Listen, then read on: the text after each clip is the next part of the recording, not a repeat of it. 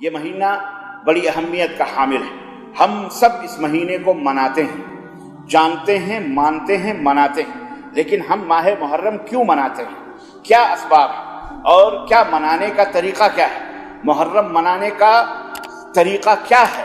منانا تو ہے لیکن کیسے منانا ہے، یہ اور اس کے تعلق سے کچھ حقیقتیں آپ حضرات کی خدمت میں تاریخی حوالوں سے، قرآن سے، سنت سے آپ کی خدمت میں رکھنے کی کوشش کروں گا.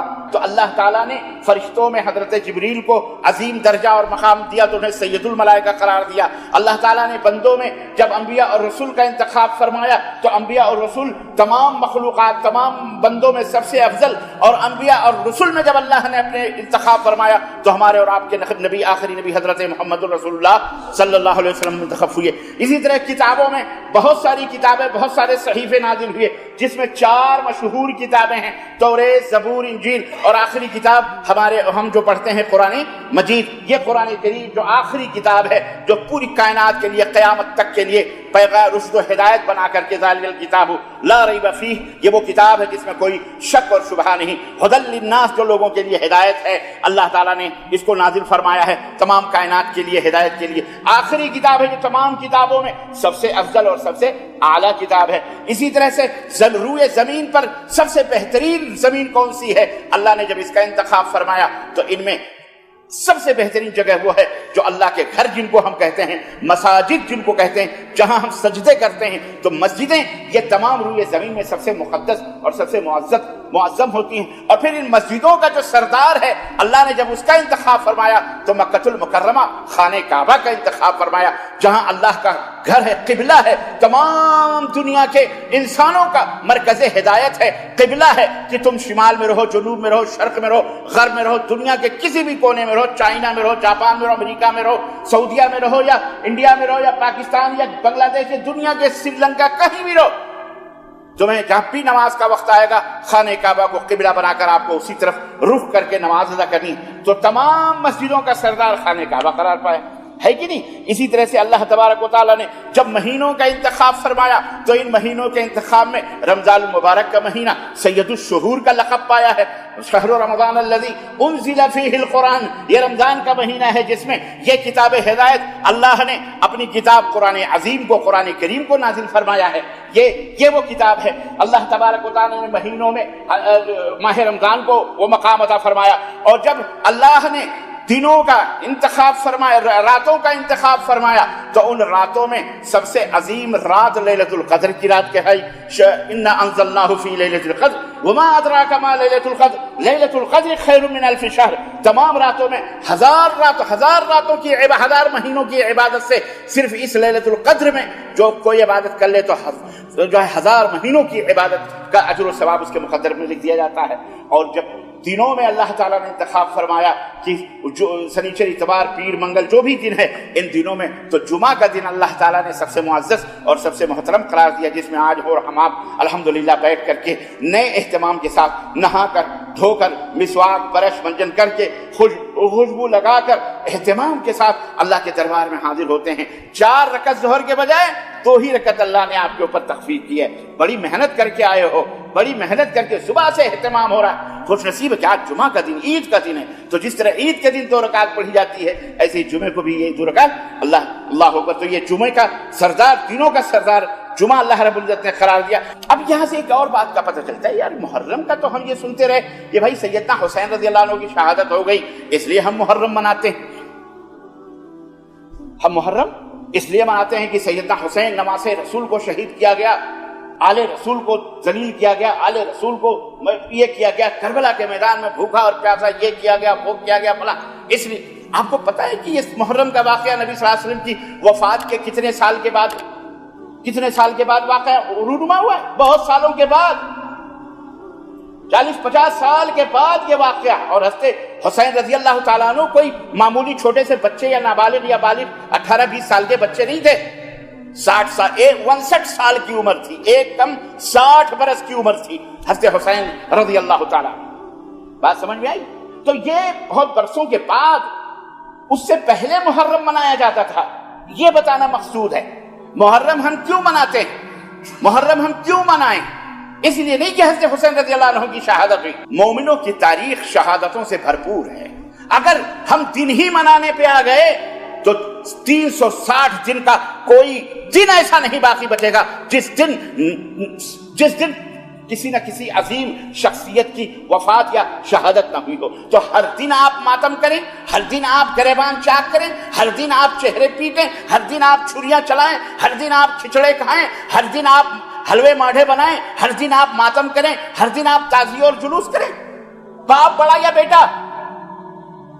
حضرت حسین رضی اللہ تعالیٰ عنہ سے پہلے ان کے والد محترم داماد رسول نبی کے چچیرے بھائی حضرت علی ابن ابی طالب، رسول اکرم کے داماد فاطمہ الزہرا کے شوہر حسن اور حسین سیدہ شباب اہل الجنہ کے والد گرامی، بڑی بے دردی کے ساتھ خوارج نے، ظالموں نے شہید کیا، زہر میں بجھے ہوئے خنجر مارے، اور حضرت علی ابن ابی طالب رضی اللہ تعالیٰ عنہ کو شہید کر دیا گیا، جس کا نام عبد الرحمن ابن ملجم تھا، نام بھی مسلمانوں کا تھا. آج اس کا تذکرہ یہ ماتم کرنے والے نہیں لیتے، اس کا ذکر کہیں آتا. آپ میں بہت سارے احباب ہوں گے جنہیں پتہ نہیں ہوگا حضرت علی کی شہادت کا سبب کون تھا، کس نے مارا. میں نام آپ کو بتا رہا ہوں، عبد الرحمن ابن ملجم خارجی. خدا اس کا حضرت علی کا ماتم نہیں ہوتا. خود حضرت حسین نے اپنے باپ کا ماتم کیا، حضرت حسن نے اپنے باپ کے ماتم پر اپنے گریبان چاک کیے، چہرے پیٹے، تعزیے نکالے، عزاداری کی، ماتم کیا، بھو بھو روئے بلیوں کی طرح. کون رویا؟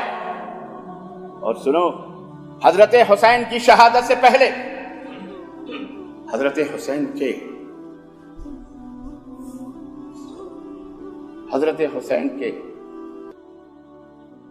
بہنوئی، حضرت حسین کے بہنوئی سمجھتے ہو نا، جس کی ہماری بہن جس کے اوپر بیاہی جاتی ہے اس کو بہنوئی کہا جاتا ہے. حضرت حسین کے بہنوئی کون تھے؟ جنہیں منہ بھر بھر کر کے گالیاں دی جاتی ہیں محرم کے مہینوں میں. ظالم گالی دیتے ہیں یہودی اور یہودیوں کی جائز نسل. وہ ذات، وہ اسلام کا سپوت بیٹا، یہ اگر بغیر تکیے کے ہاتھ کو ٹیک بنا کر کے سوئے تو روم بھی تھر تھراتا تھا اور کانپتا تھا. جس کی ہیبت کا عالم یہ تھا کہ نبی کائنات فرماتے ہیں کہ عمر، جس راستے سے تو گزر جاتا ہے شیطان وہ راستہ چھوڑ دیتا ہے. لو کان من بعدی نبی لکان عمر، اگر میرے بعد کوئی نبی ہوتا تو عمر ہوتا. وہ ہستی تھی حضرت حسنین کریمین کی بہنوئی تھے. یہ اگر ماتم کا دن منانا ہوتا، یہی محرم کی پہلی تاریخ ہے. آج 5 تاریخ ہے محرم. ابو لولو نے، فیروز نامی لولو نے مسجد نبوی میں امامت کراتے ہوئے داماد نبی کریم صلی اللہ علیہ وسلم کے سسرے محترم، نبی کے سسرے محترم حضرت عمر بن خطاب، ان کی بیٹی حضرت حفصہ بنت عمر نبی کریم صلی اللہ علیہ وسلم پہ کی. یہ رشتے سمجھیے آپ، رشتوں سے عظمتوں کا پتہ چلتا ہے، نسبتوں کا پتہ چلتا ہے، محبتوں کا پتہ چلتا ہے، الفتوں کا پتہ چلتا ہے. تمہیں رشتے بھلا کر گالی گلوچ میں الجھا دیا گیا ہے. ماتم کرتے ہو، ماتم کرنا ہے تو پہلی محرم الحرام کو اسی منبر رسول کے نیچے نماز نبوی، جہاں نبی نماز جس مصلی پہ پڑھتے تھے، سیدنا عمر بن خطاب کو فیروز نامی لولو نے، جس کی قبر کے سجدے اور جس کا مزار بنا کر ایران کی دھرتی پر پوجا کیا جاتا ہے، سجدے کیے جاتے ہیں. کیوں فیروز کے قبر کو سجدہ کیا جاتا ہے؟ کیوں اس کے مزار کو چوما جاتا ہے؟ کیوں؟ اس لیے کہ یہودیوں کے دشمن حضرت عمر بن خطاب رضی اللہ تعالیٰ عنہ نے ان کے باپ داداؤں کو مدینے سے تو نبی نے بھگایا تھا خیبر، اور خیبر سے دربدر کیا تھا سیدنا عمر فاروق اعظم. ماتم منانا تھا. اور آگے بڑھو، تاریخ ہماری بھری پڑی ہے محترم. نبی کریم کے سگے چچا حضرت حسنین کے دادا حضرت حمزہ ابن عبد المطلب احد کے میدان کے اندر شہید کیا گیا، پیٹ چیرا گیا، انگلیاں کاٹی گئیں، کلیجے چبائے گئے، دل اور کلجے کاٹے گئے. ماتم منانا تھا تو حضرت حسین کے دادا یا نانا جو بھی کہہ لیں آپ، حضرت امیر حمزہ کا منایا جاتا. اور یہی محرم ایک مومن مناتا ہے. ہم جیسے مسلمان مناتے ہیں تو سید الانبیاء تاجدار عرب حضرت محمد الرسول اللہ صلی اللہ علیہ وسلم کی سنت کو اپنی پیشانیوں کا جھومر بناتے ہوئے روزہ رکھتے ہوئے مناتی ہے۔ کیسے رکھتے مناتے؟ تو مناتے ہم بھی ہیں، مناتے وہ بھی ہیں، مناتے وہ بھی ہیں، سب مناتے ہیں۔ منانے میں فرق ہے، جاننا اور بات ہے، ماننا منانا اور بات ہے۔ ارے یارو، اگر تمہیں دن منانے ہیں تو وہ دن مناؤ جسے محمد الرسول اللہ نے منایا ہے، وہ دن مناؤ جسے صحابہ کرام نے منایا ہے، وہ دن مناؤ جسے اللہ اور اس کے رسول نے منانے کا حکم دیا ہے۔ وہ دن تو تمہیں بھول گئے، وہ دن تم نے ایجاد کر لیے جو دن اللہ نے نہیں بتائے، رسول نے نہیں بتائے، خود صحابہ نے نہیں بتائے، خود آل رسول نے نہیں منائے۔ ماتم کے نام پر تم نے کیا ناٹک بازی کری ہوئی ہے؟ اس سے پہلے 18 ذی الحجہ کو اللہ اکبر اللہ اکبر دل لرز اٹھتا ہے۔ کیا ہے 18 ذی الحجہ؟ کیا ہے 18 محرم سے پہلے 18 ذی الحجہ؟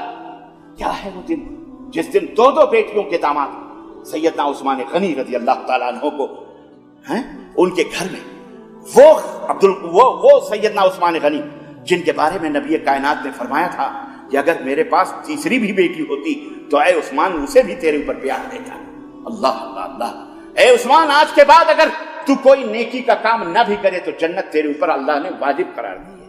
وہ عثمان غنی قرآن کا جمع کرنے والا، اس قرآن پڑھتے ہوئے ان ظالموں نے، آتنکیوں نے، دہشت گردوں نے حضرت عثمان غنی کو قتل کرنے والے، شہید کرنے والے داماد رسول کو کوئی اور نہیں تھا، کلمہ پڑھنے والے مسلمان تھے، مسجد نبی کے اندر اذان دینے والے، امامت کرنے والے، کلمہ پڑھنے والے مسلمان۔ ہاتھ کاٹا گیا حضرت عثمان غنی کا،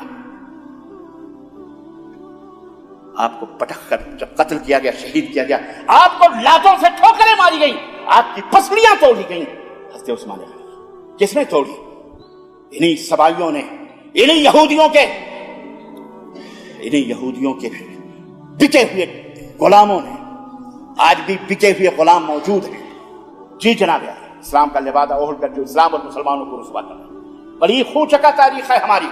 ارے ہماری تو سال کی انتہا بھی شہادت عثمان غنی سے ہوتی ہے، اور سال کا آغاز بھی پہلی محرم کا جب سورج نکلتا ہے تو شہادت عمر بن خطاب کا پیغام لے کر کے نکلتا ہے۔ نبی کائنات اس سے پہلے بھی محرم منایا جاتا تھا۔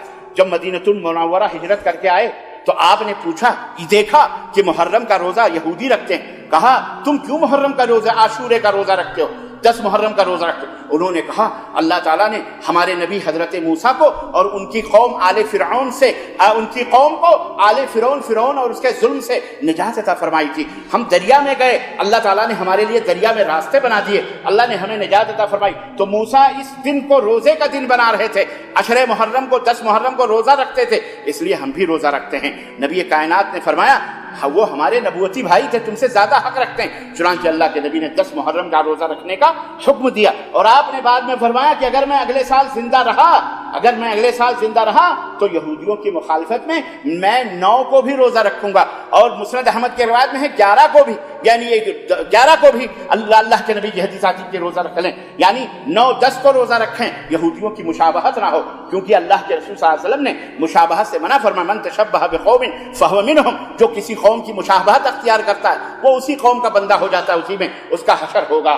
المرء مع من احب، انسان اسی کے ساتھ اس کا حشر ہوگا جس کے ساتھ وہ محبت کرتا ہے۔ تو یہودیوں کا طرز عمل جو اختیار کرتا ہے وہ یہودیوں کے ساتھ رہے گا۔ تو اللہ کے نبی نے فرمایا اگر میں اگلے سال رہا تو میں 9 محرم کو بھی روزہ رکھوں گا تاکہ یہودیوں کی مشابہت ختم ہو جائے۔